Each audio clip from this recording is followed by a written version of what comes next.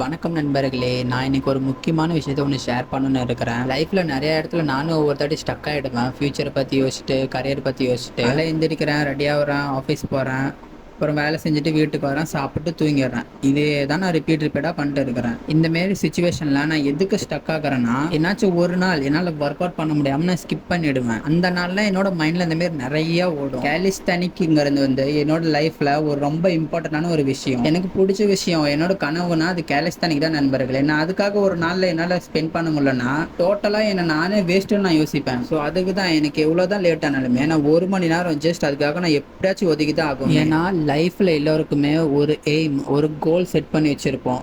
இதை நம்ம அச்சீவ் பண்ணோம், நம்ம இப்படி இருக்கணும்னு சொல்லிட்டு. ஆனால் என்னைக்காச்சும் ஒரு நாள் நம்ம ரொம்ப பிஸியாக இருப்போம். அன்றைக்கி நம்மக்கிட்ட சுத்தமாக டைம் இருக்காது. அந்த நாள் நம்ம என்ன பண்ணணும்னு யோசிச்சு பார்த்தா எதுவும் பண்ணியிருக்க மாட்டோம். அப்போ நம்ம ரொம்ப டிப்ரெஸ் ஆகும். அப்படி என்னைக்காச்சும் நீங்களே யோசிச்சிருந்தீங்கன்னா நீங்கள் கரெக்டான வழியில் தான் போயிட்டு இருக்கிறீங்க. டெய்லி லைஃப்பில் ஒரு 100%னா அதில் 1% எனக்கு பிடிச்ச விஷயத்துக்காக நான் அதை ஒதுக்கிட்டு அதில் நான் ஹார்ட் ஒர்க் பண்ணுவேன். அந்த 1%ங்கிறத சின்ன நம்பராக நினைக்காதீங்க நண்பர்களே.